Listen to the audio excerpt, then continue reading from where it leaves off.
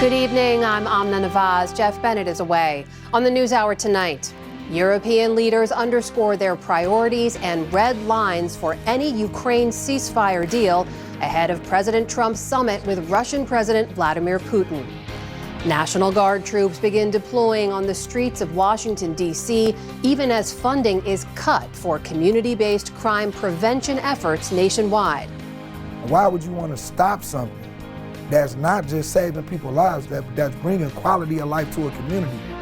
And how deals for some tech companies to pay the U.S. a percentage of their chip sales in China reflect President Trump's larger views on security and capitalism.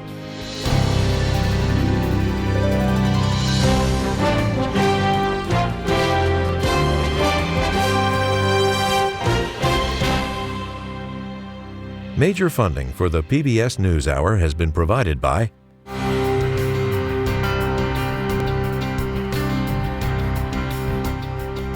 the Judy and Peter Bloom Kovler Foundation, upholding freedom by strengthening democracies at home and abroad.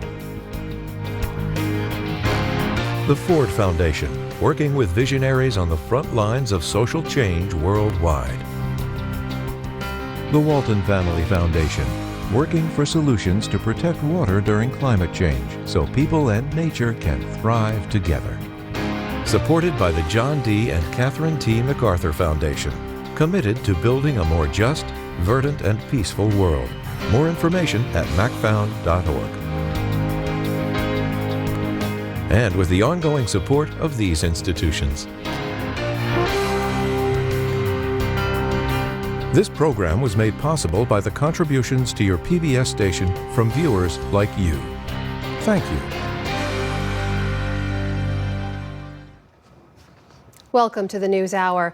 President Trump today issued a new threat to punish Russia if it doesn't end the war in Ukraine, just 2 days before a high-stakes summit in Anchorage with Russian President Vladimir Putin. Mr. Trump also spoke with European leaders, including Ukrainian President Volodymyr Zelensky, who said that Mr. Trump agreed to their principles on the best way to try and end the bloody 3.5-year war. Nick Schifrin reports.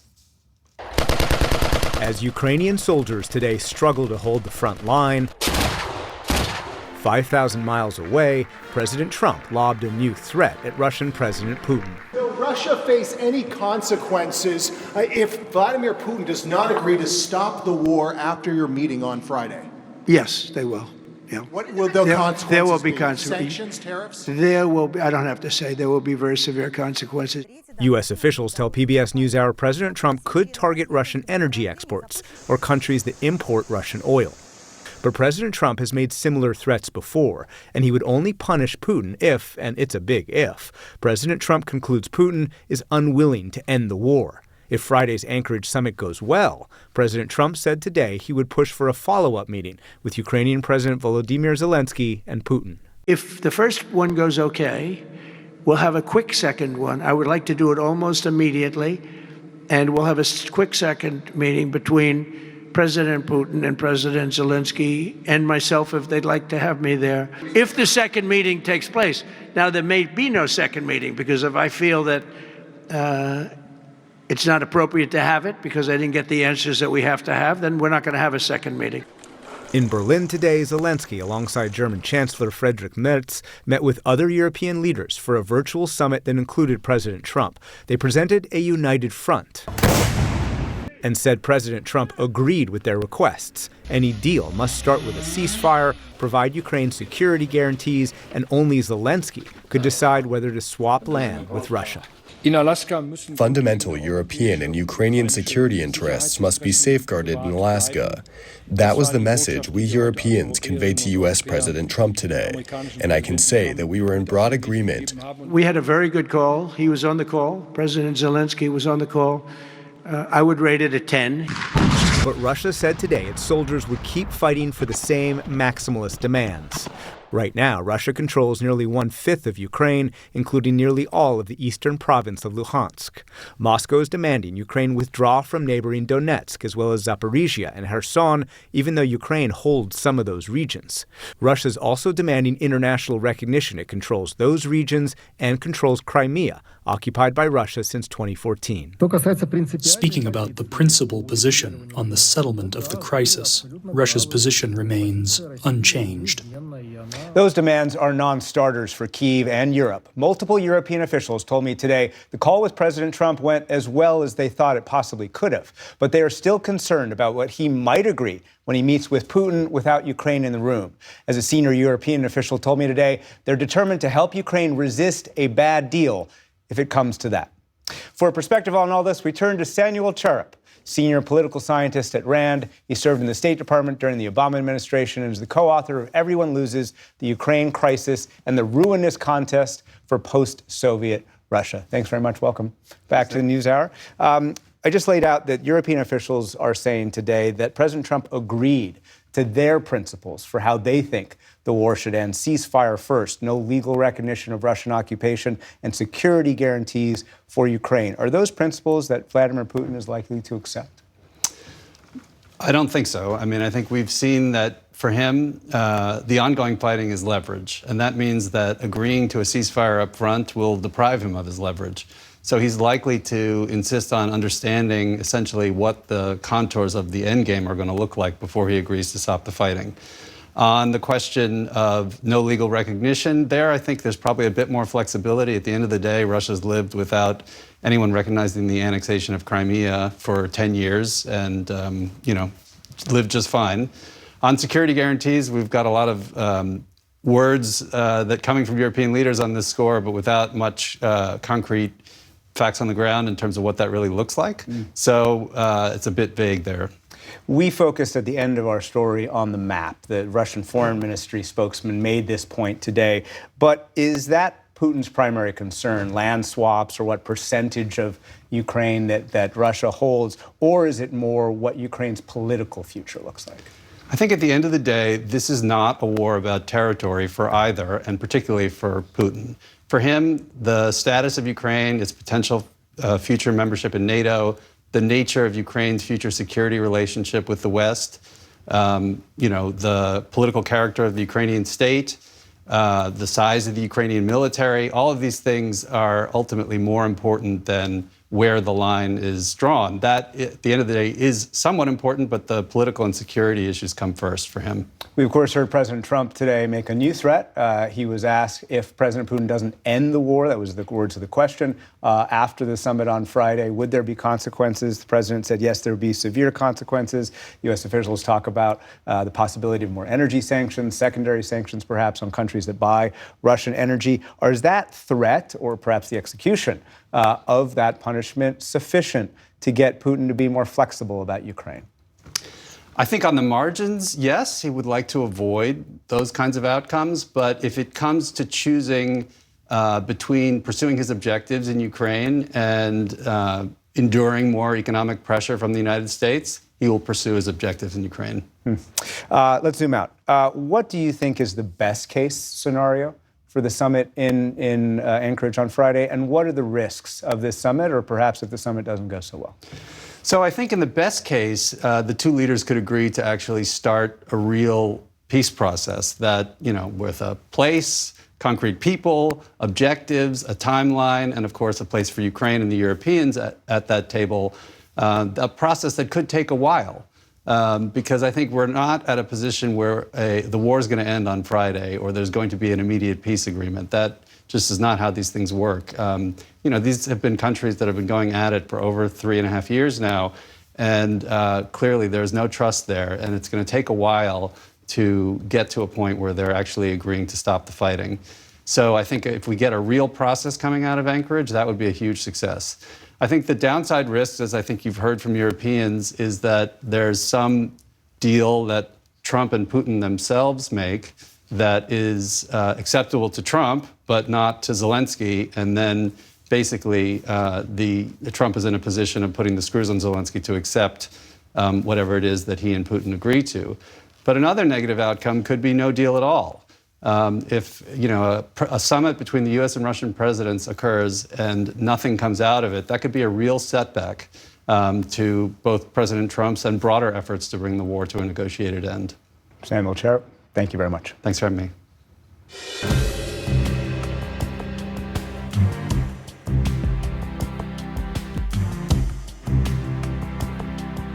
We start the day's other headlines in the Middle East. Gaza's health ministry says Israeli gunfire killed at least 25 people seeking aid across 3 separate aid distribution sites. 2 of the centers are operated by the U.S.-backed Gaza Humanitarian Foundation, which insisted today there were no incidents at or near their sites. In the meantime, Palestinians in Gaza City mourned their loved ones following the latest round of Israeli strikes. Family members say nowhere is safe. My cousin's house was targeted while they were sleeping at 3 a.m, sleeping in peace. Where do people go? Where do people go, Arabs and Muslims? Now all of Gaza is targeted. The latest strikes come after Prime Minister Benjamin Netanyahu said that Israel will, quote, allow Palestinians to leave areas like Gaza City that are being targeted by Israel's military. But he insists they are not being pushed out. Wildfires raging across Europe have now killed at least 3 people across Albania, Spain, and Turkey. In Greece, a blaze burning near Patras has torn through homes, orchards, and prompted evacuations of dozens of towns. Firefighters say they're losing the battle to protect the perimeter of the country's 3rd largest city. What does it look like? It looks like doomsday. We came from Athens with our volunteer association, but we can't do anything more. May God help us and help the people here. Meantime, in Spain, thousands have been displaced by fires north of Madrid. The country's interior ministry says they're asking Spain's European partners for help. Officials across the Mediterranean region say firefighting resources are being stretched thin after weeks of scorching heat. Authorities in Tennessee say at least 3 people were killed and 1 other remains missing after downpours flooded parts of the state. Meteorologists tracked nearly 7 inches of rain in the Chattanooga area yesterday, the 2nd wettest single day in nearly 150 years. Officials say that a mother, a father, and their child all died when a tree uprooted in the wet soil and fell on their car. Rescuers are also searching for a man who was last seen walking through a flooded road. Forecasters are warning of more flash flooding across central and eastern Tennessee tonight. A federal appeals court is allowing the Trump administration to move forward with billions of dollars in cuts to foreign aid. At issue is funding that includes nearly $4 billion for USAID to spend on global health programs and more than $6 billion for HIV and AIDS programs. By a 2-to-1 vote, the judges found that the aid groups that had challenged the cuts lacked the legal right to do so. But they did not weigh in on whether the government's cuts had infringed on the spending powers of Congress. More Americans appear to be heeding warnings about the health risks of alcohol. According to a new Gallup poll, just 54% of adults say that they drink. That is an all-time low. And a record 53% say moderate drinking, or 1 or 2 drinks a day, is bad for their health. That's compared to 28% a decade ago. The shift is driven largely by young adults. Moderate drinking, like having red wine at dinner, was once thought to be good for your heart, but evidence now shows even moderate drinking leads to negative health outcomes and is a leading cause of cancer. On Wall Street today, stocks moved higher as hopes for interest rate cuts gather steam. The Dow Jones Industrial Average jumped more than 460 points. The Nasdaq posted a more modest gain of about 30 points. The S&P 500 also ended in positive territory. And President Trump today announced the first class of Kennedy Center honorees since he took over as chairman. Country music star George Strait, film icon Sylvester Stallone, Broadway actor Michael Crawford, disco queen Gloria Gaynor, and the rock band Kiss will all be honored. The president said he had an active role in the selection. Say I was about 98% involved. No, they all went through me. They came over. Trump also said he plans to host the awards program, a first for a sitting president, and he wants to, quote, fully renovate the site to make it a crown jewel of arts and culture in the U.S. In February, Trump fired long-term staff and took over as chairman of the Kennedy Center, filling its board with loyal supporters. Still to come on the NewsHour, who is Laura Loomer, the controversial far-right activist who has the president's ear? And educator and YouTuber known as Miss Rachel uses her platform to call attention to the plight of children in Gaza. This is the PBS NewsHour from the David M. Rubenstein Studio at WETA in Washington and in the West from the Walter Cronkite School of Journalism at Arizona State University. The Trump administration moved this week to take over policing in Washington, D.C., and yesterday deployed the National Guard in the city, claiming a spike in crime. The president has suggested similar action could be taken in other cities. But the data doesn't back up many of his claims. Murder and violent crime dropped significantly across the U.S. last year, a trend that's continued so far in 2025. And as John Yang reports, the federal law enforcement crackdown comes even as the administration cuts funding for other kinds of crime prevention work. This summer basketball league in West Detroit is about more than just layups and dribbling. These young men are part of Force Detroit, a nonprofit group focusing on community violence intervention, or CVI. The goal? Stop conflicts before they escalate. We gotta take the emotions out of it. This is a scrimmage. 1, 2, 3, word! Force Detroit targets people at risk of either committing or becoming victims of violence, offering services like mental health support and career placement. I couldn't even think of where I'd be without Force right now, to be honest. One of my main goals was to get back in school, and they actually helped me get back in school. I get that. Is that your voice? The group relies on the influence of people whose backgrounds give them credibility in their communities, like Executive Director DeJuan Zoe Kennedy. He grew up in this neighborhood and spent almost 15 years in prison on manslaughter and drug charges. If a house is shot up in our community, we go do outreach, figure out who's responsible, who they saying responsible, and we're going to try to negotiate and mitigate that conflict. Mitigation can give you the time you need to really develop a person and change a person's core belief. For decades, Detroit had the reputation of a blighted city plagued by violent crime. But now, parts of the city are showing signs of revival, and crime has plummeted. Last year, non-fatal shootings dropped 25%, and the city had its fewest homicides since 1965. But now some worry that progress is in jeopardy. In April, the Justice Department terminated almost $170 million in grants for CVI efforts across the country, including roughly $2 million for Force Detroit. In a statement to PBS News, the Justice Department said many grant recipients provided indirect and often vague support to law enforcement or crime victims. Organizations seeking taxpayer money must show how their programming will further the administration's priorities and help improve public safety. Here you have an administration that would make up excuses why this type of stuff shouldn't be done. Why would you want to stop something that's not just saving people's lives, that's bringing quality of life to a community? In 2023, Detroit launched a program called Shot Stoppers. It helps measure the success of groups like Force Detroit. It works like this. CVI organizations devise strategies to tackle violence in their own parts of the city. Groups get bonus funding if shootings in those areas drop more than in the rest of Detroit. Last fall, for the first time, all 6 areas achieved that goal, with reductions between 37% and 83%, compared with a 35% decline outside those zones. This right here saves lives. Detroit Police Chief Todd Bettison helped create Shot Stoppers when he was deputy mayor.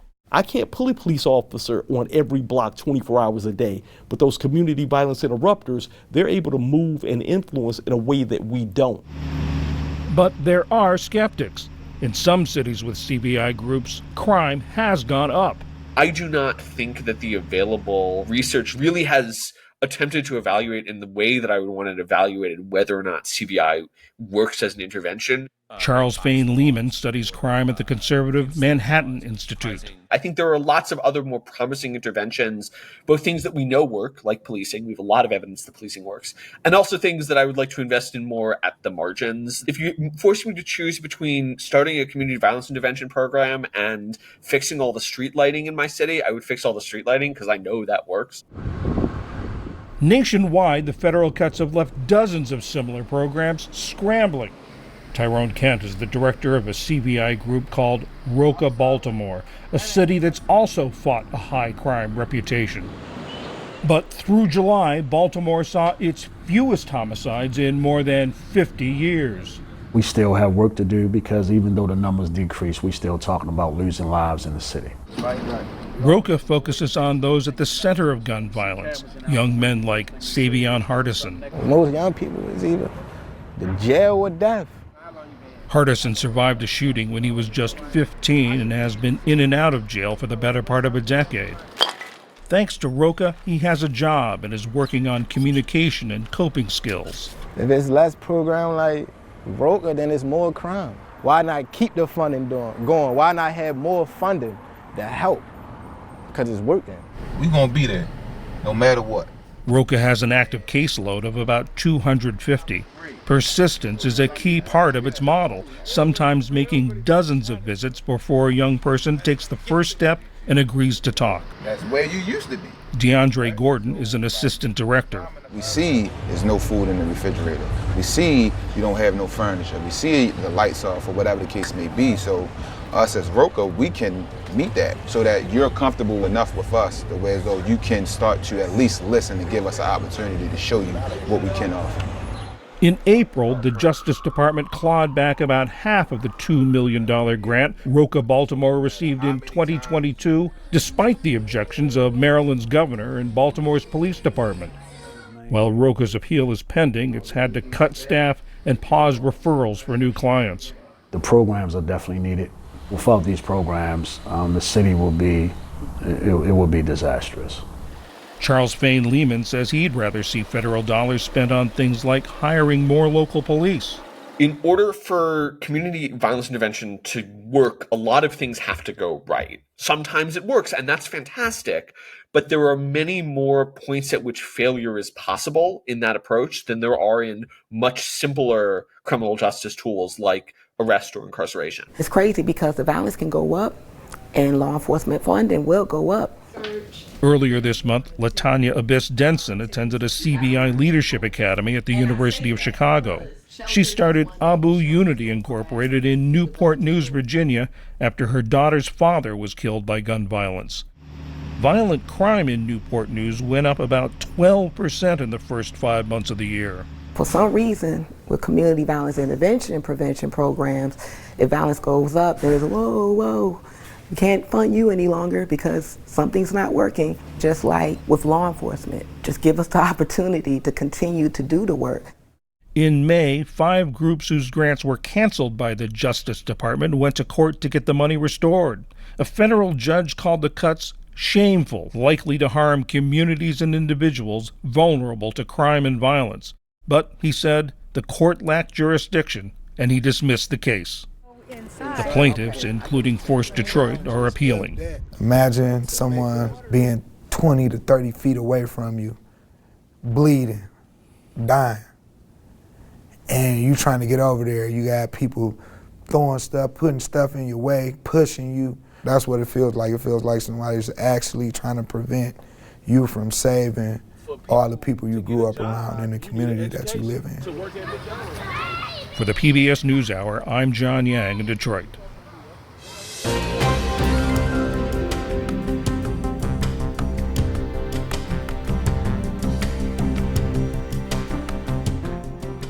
President Trump stunned many in the tech world after announcing a controversial deal with chip makers NVIDIA and Advanced Micro Devices, allowing them to sell advanced artificial intelligence chips to China in exchange for giving the U.S. government a 15% cut of their revenue. Now there are questions about the legality of this deal and its implications for national security and beyond. For more on this, I'm joined by Scott Kennedy, Senior Advisor in Chinese Business and Economics at the Center for Strategic and International Studies. Scott, welcome and thanks for joining us. Let's just start with your take on this deal itself. For the U.S. to be taking a 15% cut of these private companies' sales to China, is there precedent for it, and is it legal? I have never heard of a deal like this as long as I've been watching U.S. Government business relations or the tech industry, the U.S. government taking a cut of exports. I think it's pretty unprecedented. We know the president is the source of a lot of creative ideas. I don't think this is necessarily the best one that he's come up with. It has huge implications for the semiconductor industry and actually all of high tech as well as the export control regime as well. And is it clear that it's a legal deal? Is the legality issue still at play here? Well, if you read the Constitution and look at Article 1, Section 9, you will see that the U.S. is not supposed to impose export taxes on American companies. Now, it says Congress is not supposed to, and Congress has not had. This is the president asking for this. But it would require someone to challenge this in court for it to be determined to be unconstitutional. And there's a lot of things the Trump administration has done where people take issue with it and it gets to the courts and they either haven't reached a verdict or have found for the president. So I think at this point, it's not a question of whether it's legal or not, but whether it makes good sense for American foreign policy or even economic policy to be doing this. We should note it's a huge departure from previous policy that was restricting China's access to these advanced semiconductors, largely due to national security concerns that they could be used for military technology. But President Trump has said that this deal is limited to NVIDIA's older H20 chips and a similar AMD chip. Take a listen to how he justifies it. This is an old chip that China already has. And I deal with Jensen, who's a great guy, and NVIDIA. The chip that we're talking about, the H20, it's an old chip. China already has it in a different form, different name, but they have it. Or they have a combination of two will make up for it and even then some. So, Scott, does the president's explanation there address any national security concerns you or others might have? Sure. Well, I mean, there's two ways to look at this. The first is the way the Trump administration originally looked at this, which is in April, when the Commerce Department put controls on this chip and said that it shouldn't be exported. And we've not heard anything from the Commerce Department yet saying that their evaluation of the national security risks for this chip differ. And I think the Biden administration would have ended up in the same place.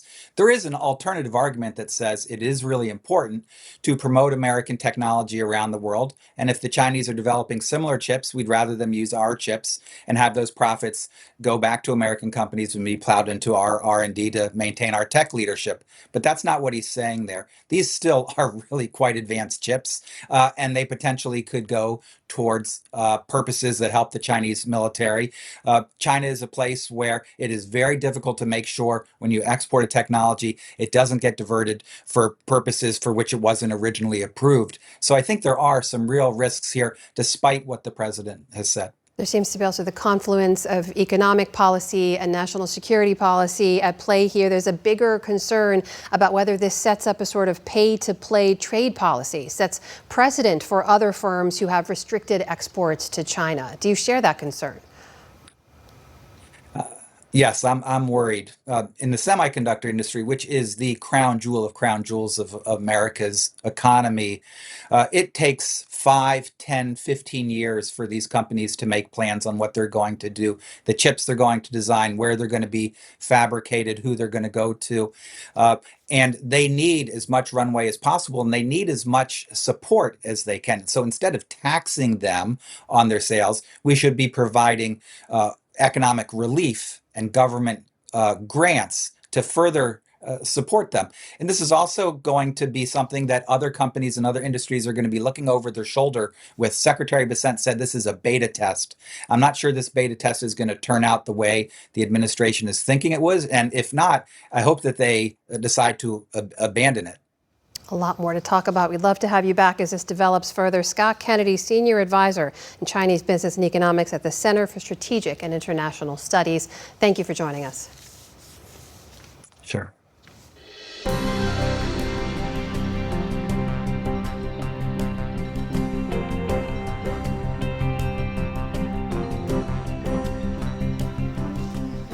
A right-wing political activist who's spread conspiracy theories and used hate speech has become a central figure in the hirings and firings of Trump administration staffers. Laura Loomer has successfully lobbied to remove aides from several key government roles, including the National Security Council. Despite her close alliance with the president, she's drawn some foes within the Republican Party, including Congresswoman Marjorie Taylor Greene. Stephanie Sy has more on her mission to shape the Trump administration in her vision. The state of Minnesota is a Somali hole. I don't have any sympathy for self-hating liberal Jews. We need to be focused on America first, not black people first. She regularly utters disgusting garbage. That's how Republican Senator Tom Tillis once described the self-styled journalist Laura Loomer. All of the meritless DEI Shaniquas talk the same way. It's very obnoxious. But despite her detractors, the online influencer seems to wield real influence, and she knows it. They got multiple people fired this week. Observers say it's not a coincidence that more than a dozen high-ranking officials in the Trump administration have either lost their jobs or had their nominations revoked after Loomer questioned their loyalty to the president. If you think he's all these terrible things that all of his detractors call him, why do you want to work for him? Aren't I doing you a favor? She doesn't like things going on that she thinks are bad for the country. I like her. The woman Trump calls a patriot got her start in media with Project Veritas. Known for using deceptive tactics, including undercover videotaping, often to make false or exaggerated claims about its targets. How can I help you, Laura? I just have some questions about... To get to where she is today it's truly mind-boggling. David Gilbert has covered Loomer's rise for Wired. I don't think anyone would ever have guessed 10 years ago, starting out with kind of gotcha clips for Project Veritas, that she would end up being where she is today. This is unacceptable. You cannot get off. In 2017, she stormed the stage of a controversial Shakespeare performance in New York. Security, please. In the production, Julius Caesar, who's assassinated, bore President Trump's likeness. That got her arrested, but it also, more importantly, got her on the radar of figures like Donald Trump and the wider MAGA movement. Her ambush interviews put Trump's political opponents on the spot. What happened to your 33,000 emails? You're going to get prosecuted, Comey. Rashida, are you willing to admit as a congresswoman that Hamas is a terrorist organization? In 2018, after unleashing a tirade of Islamophobic tweets about then Congresswoman-elect Ilhan Omar, she was banned from the platform for hateful conduct. Loomer handcuffed herself to Twitter's headquarters in protest. She was also banned from Lyft, Uber, Instagram, and several online banking platforms. My life is ruined. Does anybody understand how ruined my life is? I'm sick of it. I don't want to. What she really wanted to do was get the attention of Trump and his base by basically going one step further than anyone else in terms of making extreme claims, making up conspiracies, and posting openly racist and Islamophobic content online simply in order to get clicks, likes, and follows on social media. A fighter is running for Congress, and her name is Laura Loomer. Two runs for Congress followed, with $1 million in financial support from the likes of Alex Jones, Roger Stone, and Matt Gaetz, fellow bombastic personalities and conspiracists on the radical right.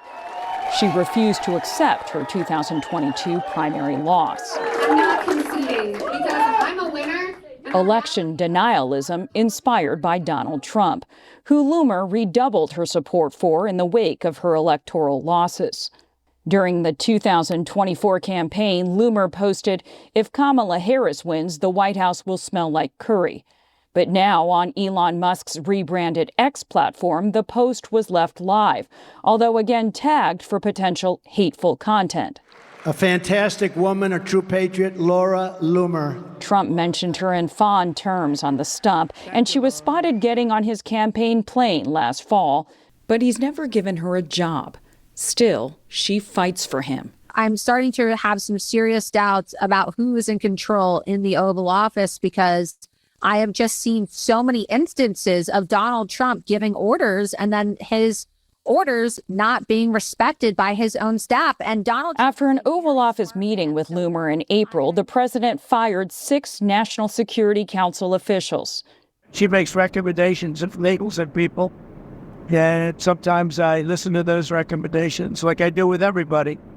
I listen to everybody and then I make a decision. Even when the president doesn't give it, Loomer has taken credit for the firings or resignations of more than a dozen people, including his nominee for Surgeon General, the top lawyer at the National Security Agency, and the vaccine chief at the FDA, who was rehired last weekend. I'm not working for President Trump. I'm not getting paid by President Trump. I'm not in the Trump White House. I wasn't even on the Trump campaign. And yet I feel like every single day it's a full-time job just to make sure the president is protected and that he's receiving the information that he needs to receive. And that a full-time job no one hired her or elected her to do. For the PBS NewsHour, I'm Stephanie Sy.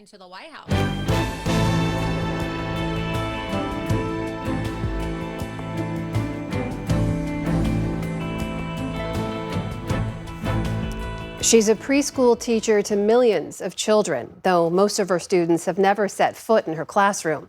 Rachel Accurso, known to the world as Miss Rachel, is the creator of the wildly popular YouTube series Songs for Littles. That's a lifeline for parents. But she's been making headlines and facing scrutiny for taking a stand on her social media platforms on current events. Jeff Bennett spoke with her yesterday. Her videos, built on repetition, music, and respect for young minds, have helped countless toddlers share their first words and make their first connections. But Miss Rachel's reach now extends far beyond sing-alongs and story time. She's now using her platform in a different way, speaking to adults about the crisis in Gaza, highlighting the experiences of children there, and sparking conversations that transcend the world of children's media. Can't let children starve. That is not who we are. Rachel Accurso joins us now. Thanks so much for being with us. Thanks for having me, Jeff. So let's start at the beginning. You started Songs for Littles after your son experienced a speech delay, and you had a hard time finding suitable resources for him. When you first pressed record and launched this account, what was your intention? I wanted to create videos for him, and I thought maybe some other moms and dads and parents were looking for videos like this for their little ones since I saw a need, but I had no idea anything like this would happen. Let's play. Your style has been compared to Mr. Rogers, the gentle pacing, the respect for children, the genuine connection. What about his approach first inspired you, and how are you making that your own? So, Mr. Rogers, the way he felt media and kids programming, that we have such a big responsibility. I learned that he imagined speaking to one child or to children through the camera. And since I worked in a classroom and I have children and I've worked with children for a long time, I just imagine one child and I show that genuine care. And I think that deep care for all children is felt by the audience. And when you mention the deep care for all children, you have taken a public stand on the humanitarian crisis in Gaza, sharing stories, raising funds, speaking out. What responsibility do you feel that you have to address that crisis, given your platform? My deep love and care for children doesn't end at my children, at children I know, at children in this country. It is for all children in this world. And it's so important for me to speak out for children whose human rights are being violated. That's our responsibility as grown-ups, is to stand up for kids when they're being denied access to food, water, education for 2 years. 18,000 children have been killed. Everyone should be saying something. It's a good thing to care about all kids. When did you first know that this was something that you had to do? Well, I I prayed a lot about it. I'm a religious and spiritual person, and I think I realized that there's not another children's media person that is, all of them are a character. And so I said, I think I need to speak out for kids in this world. The 0 to 3 brain development is so crucial. And if you have a malnourished child who's traumatized and losing family members and displaced, what is that doing to the brain? We know what that does to the brain, and that's not right. Your advocacy, we should say, lives on Instagram, which is separate from your children's programming. How do you draw that line, that distinction? Well, I really serve children on my program 0 to 3 primarily, and it does go up to about 5. So we are having Rahaf on our show, and I'm really excited about that. This is a 3-year-old double amputee whom you met. How did that meeting happen? How did you meet her? So the Palestine Children's Relief Fund reached out to me when they saw my advocacy and asked to do a meeting. Let's go back to sleep, Rahaf. And then they told me Rahaf loved the show. And then they said, would you want to meet her and have her on the show? And I said, I'd love to. Knowing that there are children in Gaza watching your videos, perhaps as one of few moments of joy, how does that make you feel? There really aren't words to express how that makes me feel. I'm so honored that I could be helpful, or I could provide a moment of relief or joy in the midst of a genocide. And there has been backlash, as you well know. This past spring, the pro-Israel group, it's called Stop Anti-Semitism, they published an open letter calling on the Attorney General Pam Bondi to investigate whether you were acting as a foreign agent who was being paid, this is a quote, to disseminate Hamas-aligned propaganda to her millions of followers. What is your response to that, and how have you been navigating the criticism?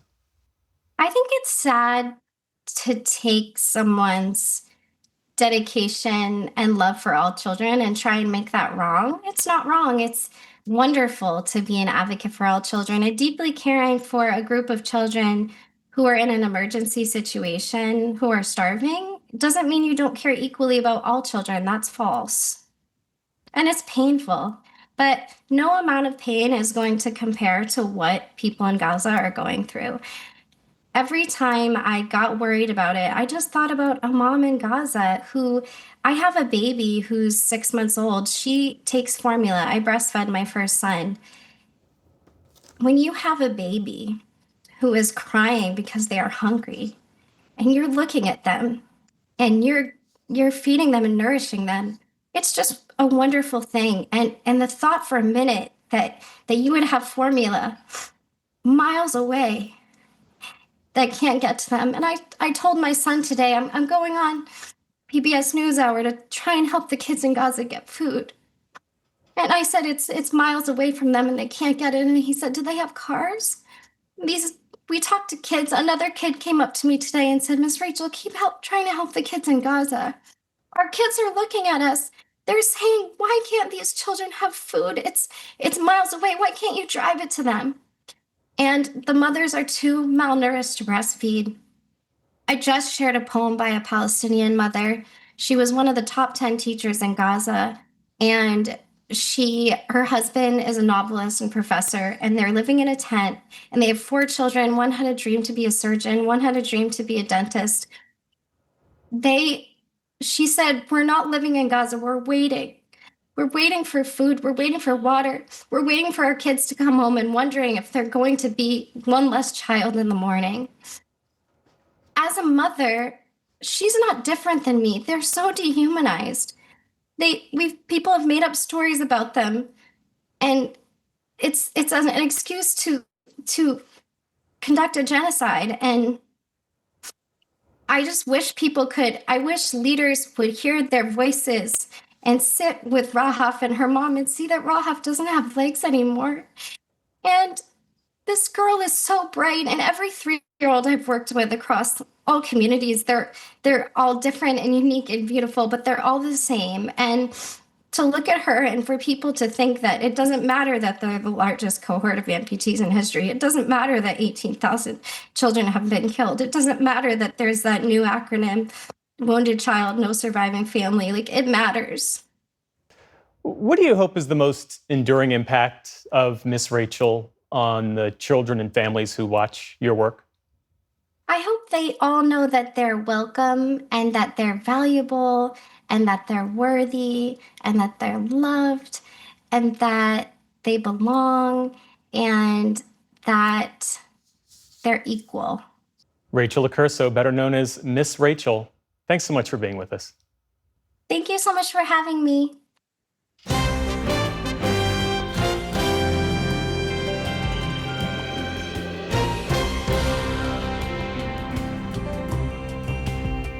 And we'll be back shortly, but first take a moment to hear from your local PBS station.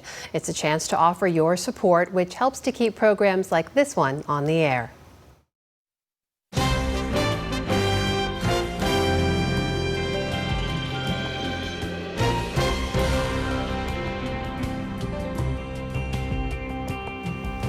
For those of you staying with us, special correspondent Fred DeSam Lazaro brings us an encore report about an ancient musical tradition using the violin. It's part of our Arts and Culture series, Canvas.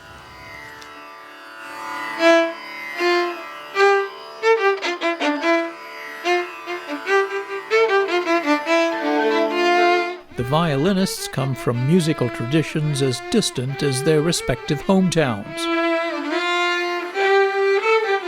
Sumanth Manjunath's home is right here in Mysore, a rising star in Carnatic music who has performed across the world. Ariana Kim from St. Paul, Minnesota, Grammy-nominated, a violin professor at Cornell University, far more familiar with the musical scores of Bach or Handel than this raga in the Carnatic tradition, improvised entirely.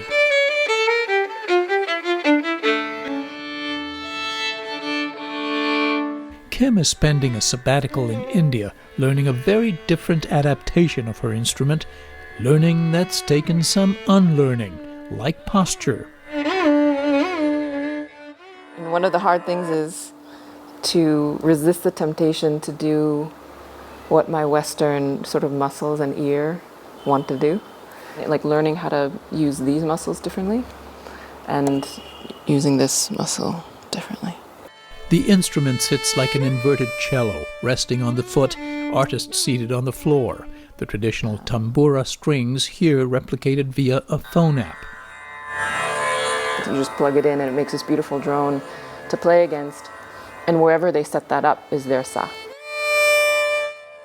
The sa, another adjustment for Kim, tuning her instrument to the Carnatic scale or raga. So do, re, mi, fa, sol, la, si is sa, re, ga, ma, pa, da, ni. So they all have a direct equivalent. Not quite that simple. The scales are, as she puts it, ornamented. It might sound...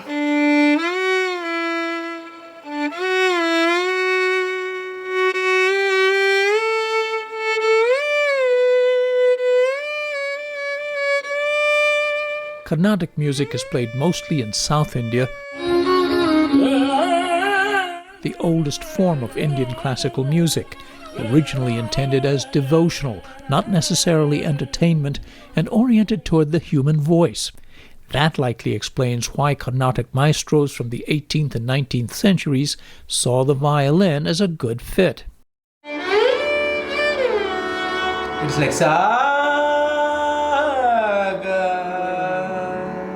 Kim's 3 weekly sessions are with both Sumanth Manjunath and his father Mysore Manjunath, one of India's most renowned Carnatic violinists, who was away when we visited. Beautiful once again.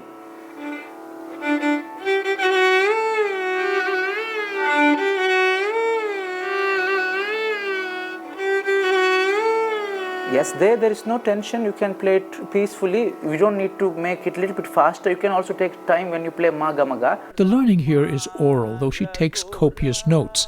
The ancient ragas, if written at all, were only loosely outlined by their composers. Individual artists improvise and build on them, just as jazz musicians do.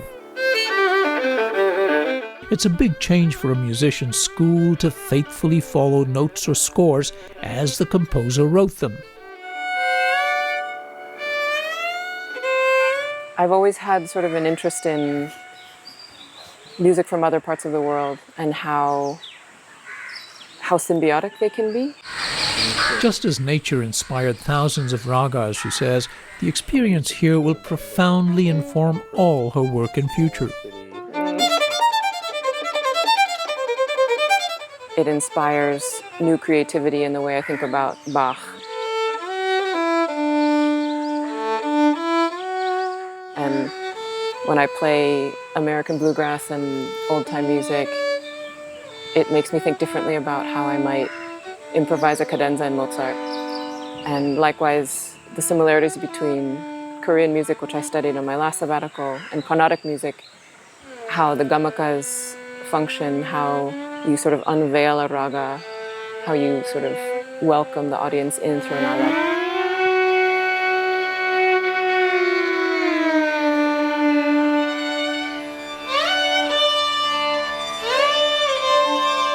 And you have the responsibility of understanding sort of the tone and the feeling. Dr. Manjunath and his son Sumant, they're masters at feeling that internal pulse.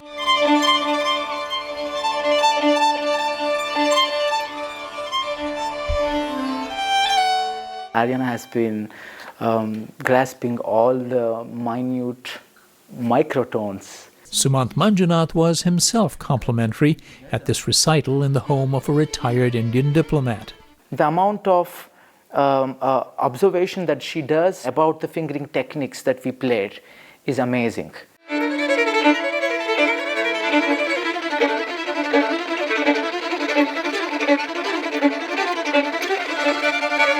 She'll return home soon and hopes to jam occasionally with Carnatic artists in America, helping preserve memories, including those in the muscles she awakened while learning Carnatic violin.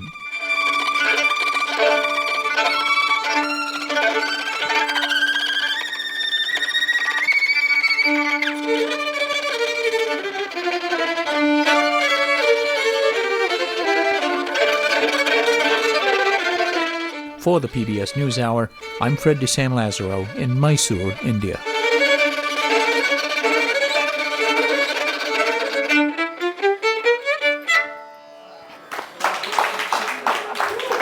Wow. And Fred's reporting is a partnership with the Undertold Stories Project at the University of St. Thomas in Minnesota.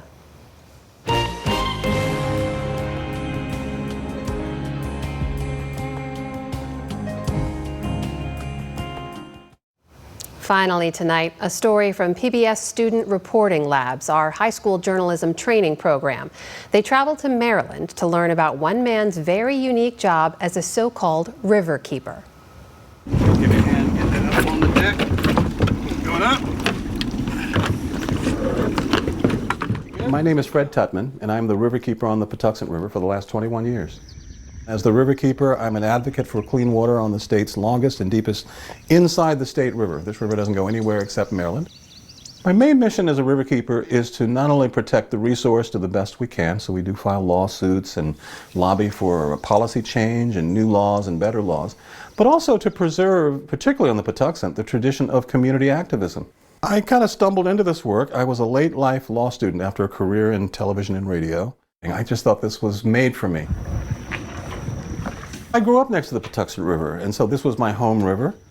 I grew up as a boy playing on the river, having little adventures. Kind of like Huck Finn or in Mark Twain's novels. I was a kid who played around building my homemade rafts and trying to catch fish in various ways. So the summer camps are a passion project of myself and the people who work here at Patuxent Riverkeeper. All of us have had mentoring. All of us have had people who have been kind to us and shown us stuff along the way. Everybody needs mentors. I've seen kids really transformed. I've seen kids come here scared of the water and leave this camp thinking, I got this. I love that. I think that's really exciting. And who knows, maybe we'll find another riverkeeper. I'm not a young man anymore. I've had 2 careers behind me, and I look ahead to some form of succession someday and think if there's going to be a riverkeeper, maybe it'll come from this community that we've started to build. And I think the isms, classism, racism, sexism, and those infect every institution, not just the environmental ones. The truth is, the environment is, whether it's intentional or not, is segregated. What people experience in the environment is unique to their social orientation.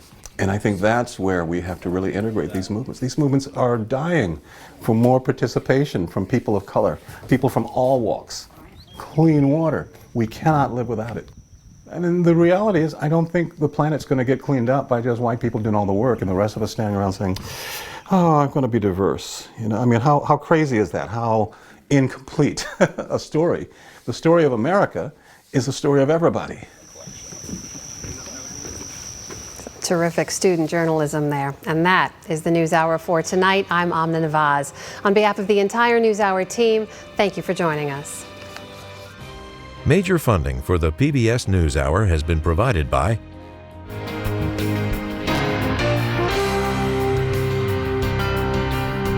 friends of the NewsHour, including Jim and Nancy Bildner, and the Robert and Virginia Schiller Foundation.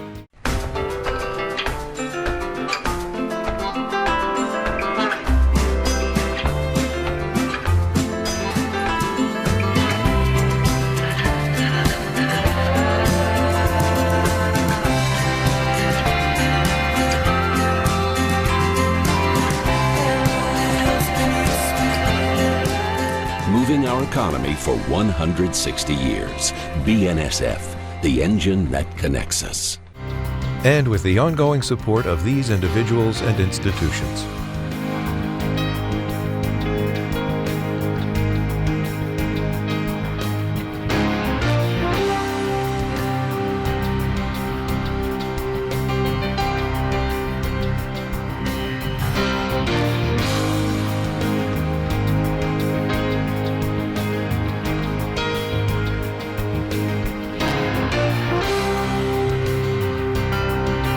This program was made possible by the contributions to your PBS station from viewers like you.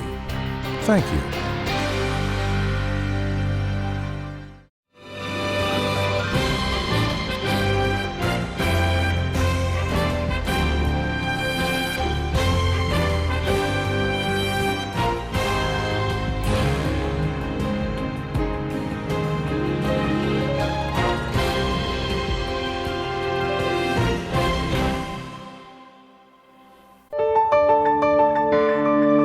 You're watching PBS.